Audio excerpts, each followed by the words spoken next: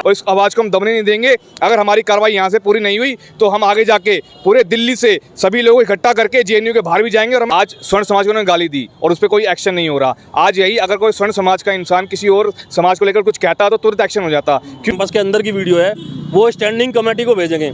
Standing committee वहाँ से approve करके थाने में भेजेगी, उसके बाद एक्शन होगा। प्रियांशी को ही बुलाना है बाहर, सर्व समाज से माफ़ी मांगे सबके सामने, तब तो कुछ होगा। अदरवाइज जिस वक्त हम इकट्ठे होके आएंगे और जेएनयू को घेराव करेंगे, उस वक्त आप यहाँ जितने भी लोग खड़े हैं इन सब की भावनाएं आहत हुई हैं। नमस्कार दोस्तों, पालम न्यूज़ पे आपका स्वागत है। तो अभी मैं मौजूद हूँ सागरपुर थाने के बाहर। यहाँ पर अभी कुछ समय पहले जो है वो यहाँ के एसएचओ साहब से मिलने के लिए जो स्वर्ण समाज के लोग हैं वो पहुँचे थे और उन्होंने अपनी जो शिकायत है वो दर्ज कराई थी कि जेएनयू में जिस तरीके से जिस भाषा का और जिन शब्दों का इस्तेमाल जो है वो स्वर्ण समाज के लिए किया गया है, उसके विरोध में आज यहाँ पर बहुत सारे युवा जो हैं वो अपनी बात कहने के लिए, अपनी शिकायत दर्ज कराने के लिए जो है वो सागरपुर थाने में पहुँचे हैं। तो उन युवाओं से भी बात करते हैं, स्वर्ण समाज के युवाओं से, कि वो क्या कहते हैं जेएनयू में जिस तरह की भाषा का इस्तेमाल किया गया है स्वर्ण समाज के लिए।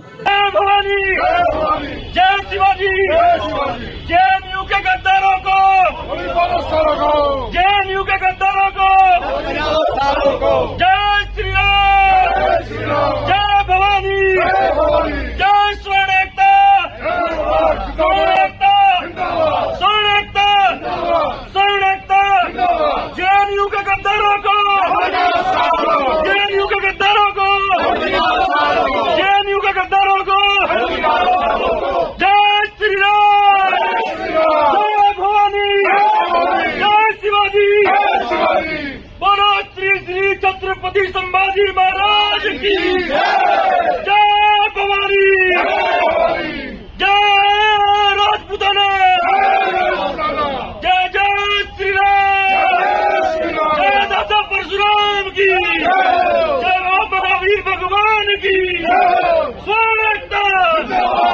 तो अभी आपने युवकों को सुना, स्वर्ण समाज के युवकों को सुना, जो लगातार सागरपुर थाने के बाहर नारे लगाते हुए जो है आपको नज़र आए। और अब स्वर्ण समाज के कुछ लोग जो हैं वो सागरपुर थाना एसएचओ से मिलने के लिए जा रहे हैं, अपनी शिकायत को बताने के लिए जा रहे हैं। एक हफ्ते पहले भी वो यहाँ पर पहुँचे थे और अपनी शिकायत जो है वो सागरपुर थाने में दर्ज कराई थी। तो आज दोबारा जो है वो अपनी शिकायत को दर्ज कराने के लिए सागरपुर थाने में पहुँचे हैं और जानना चाह रहे हैं कि जो शिकायत की गई थी उस पर क्या एक्शन जो है वो लिया गया है और आगे की जो कार्रवाई है वो क्या होगी। तो जब वो अपनी बात को अंदर रख के आएंगे तो उसके बाद ही पता चलेगा कि क्या अंदर बातचीत हुई है और क्या उन्होंने कहा है। दिल्ली प्रदेश में और ये सारा स्वर्ण समाज है हमारा। बनिया समाज भी है, ठाकुर समाज भी है और अपना ब्राह्मण समाज भी है। सारा समाज यहाँ पे एकत्रित है। हम संडे को कंप्लेंट देके गए थे यहाँ पे एसएचओ साहब को। एसएचओ साहब ने आश्वासन दिया था कि 2 से 4 दिन में कार्रवाई हो जाएगी। आज गए हम लोग, एसएचओ साहब ने बोला कि भाई वसंत कुंज में फॉरवर्ड कर दिया, एसीपी साहब को फॉरवर्ड कर दिया। उन्होंने दिखाया, उन्होंने बोला कि जो कॉलेज का जो उनका हिसाब किताब है कैंपस का, कैंपस के अंदर की वीडियो है, वो स्टैंडिंग कमेटी को भेजेंगे। स्टैंडिंग कमेटी वहाँ से अप्रूव करके थाने में भेजेगी, उसके बाद एक्शन होगा। तो उन्होंने लगभग 1 वीक का टाइम और मांगा कि 1 हफ्ते में इस पर कार्रवाई हो जाएगी। आगे की क्या रणनीति रहेगी आपकी? ये है कि भाई 1 हफ्ता और हम इंतजार करेंगे। देखो हम कानून के दायरे में रहकर काम करना चाहते हैं, ठीक है ना। जब कानून हाथ खड़े कर देगा कि भाई हमारे बस की कुछ नहीं है, उसके बाद हमारे लट खड़े होंगे। स्वर्ण समाज के, हिंदू समाज के लट खड़े होंगे। क्योंकि जेएनयू के अंदर हमेशा से देश विरोधी ताकतें पली हैं, देश विरोधी नारे लगे हैं, समाज विरोधी नारे लगे हैं, जाति विरोधी नारे लगे हैं। ये जो जेएनयू में नारेबाजी हुई है कैसे देखते हैं आप? क्या उम्मीद कर रहे हैं कानून से? अभी एसएचओ साहब से मिल गए हैं। जैसे अभी मेरे भाई ने बताया जिन्हें कि एसएचओ साहब ने 7 दिन का समय मांगा।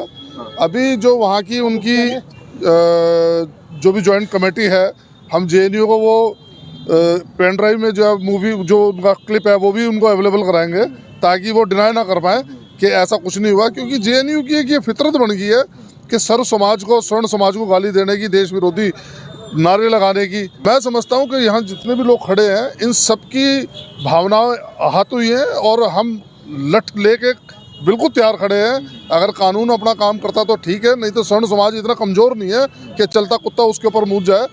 मेरे शब्दों को अदरवाइज में ना सत्य सनातन धर्म की। हमारा सर्जन हिताय सर्जन सुखाए वाला हमारा एक अपना नारा है, प्रभु श्री राम के हम वंशज हैं। हम ये चाहते हैं कि सभी सुख शांति से जिए, लेकिन जिस प्रकार की भाषा उस लड़की ने इस्तेमाल करी है, चाहे वो प्रेसिडेंट के लिए लड़ रही है, पूर्व में भी उसने ऐसी अपनी वीडियो अपलोड करी है। हम ईंट का जवाब पत्थर से देने के लिए तैयार है, लेकिन कानून के दायरे में करेंगे। अगर कानून अपना काम नहीं करता तो न्यायालय के दरवाजे खुले हैं, लेकिन हम छोड़ेंगे नहीं उसको किसी भी हालत में। ये जो जेएनयू में स्वर्ण समाज को लेकर नारेबाजी की गई है, क्या कहते हैं और कितना गंभीर मसला है ये? मसला तो ये बहुत गंभीर है। इस तरह की बातें जो है जेएनयू से स्टार्ट होती है। सबसे पहले तो हम जेएनयू वालों से ये बोलना चाहेंगे कि दिल्ली में या पूरे भारत में यूनिवर्सिटियाँ और भी हैं, कॉलेज और भी हैं, स्कूल और भी हैं। ये बातें हर बार जेएनयू से स्टार्ट क्यों होती है? वहाँ 50-50 साल के जो बूढ़े लोग पढ़ रहे हैं, क्या उन्हें शर्म नहीं आती इस बात के लिए? अगर वहाँ 10 रुपये में आपको वहाँ कैंटीन खुली हुई है फ्री में, तो वहाँ क्या है? वहाँ वो फ्री का सब कुछ उन्हें फ्री मिल रहा है, उन्हें सेवाएं मिल रही हैं, जानबूझ के दी जा रही हैं। और जानबूझ के देकर हमारे स्वर्ण समाज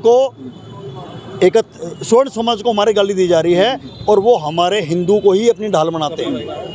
ये जेएनयू में इस तरह की जो एक राजनीति चल रही है, इस राजनीति को बंद करो, नहीं तो अब वो समय नहीं रहा जिस समय में हिंदू सुन लिया करता था। अब समय कुछ और है। इसका हम क्या परिणाम देंगे और क्या कर देंगे, ये शायद आपने सोचा भी नहीं होगा। जिस वक्त हम इकट्ठे होकर आएंगे और जेएनयू को घेराव करेंगे, उस वक्त आप सोच भी नहीं सकते कि आपके साथ क्या हो जाएगा।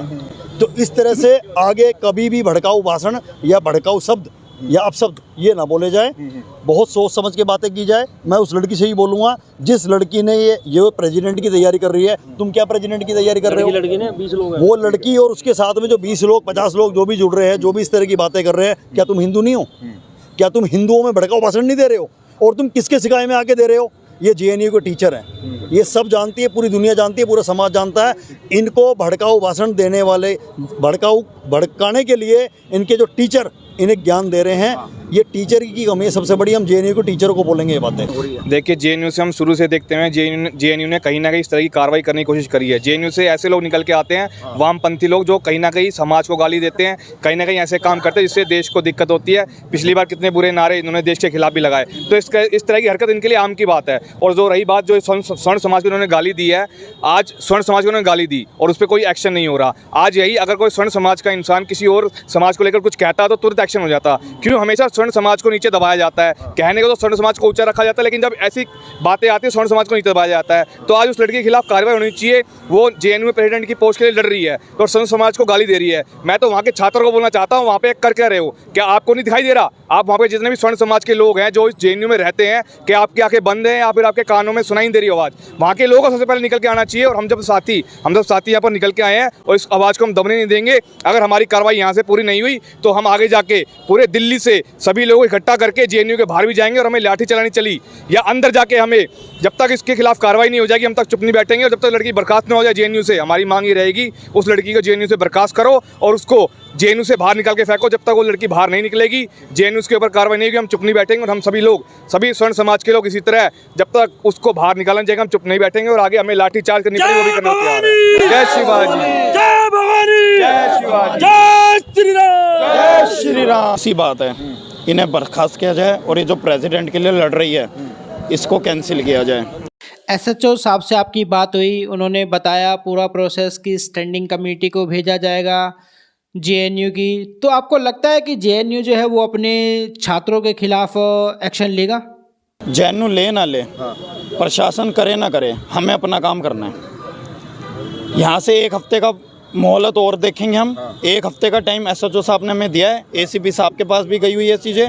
अगर एक हफ्ते में कुछ डिसीजन निकलता है तो ठीक है, नहीं तो हम तैयार हैं। आगे चलकर क्या करने वाले हैं, क्या रणनीति रहेगी? घेराव करेंगे, प्रियांशी को ही बुलाना है बाहर। अच्छा, सर्व समाज से माफ़ी मांगे सबके सामने, तब तो कुछ होगा, अदरवाइज यहाँ पर लठ भी चलेगा। और जेएनयू वाला जो मुद्दा है, ये जेएनयू में है ना, असमाजिकता तो पैदा होते हैं, ये किए जाते हैं। कौन कर रहा है, कहाँ से कर रहा है, फंडिंग आ रही है, वहाँ पे प्लानिंग है, ये प्लानिंग है, पीछे से इनको फंड रिलीज हो रहा है, वहाँ पे पड़े रहते हैं। ये 50-50 साल के, 40 साल के PhD कर रहे हैं। अच्छा।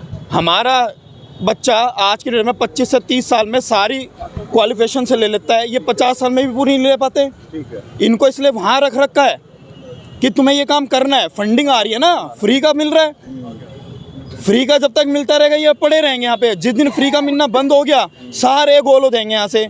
और अब तो मेरे को नहीं लगता कि इसका कुछ होना है, ये हम ही करना है, हमें हमारे स्वर्ण समाज को ही करना है। जब प्रियांशी बाहर आएगी, माफ़ी मांगेगी, तो इसका मैटर ये सोल्व होगा, अदरवाइज मैटर सोल्व नहीं होगा।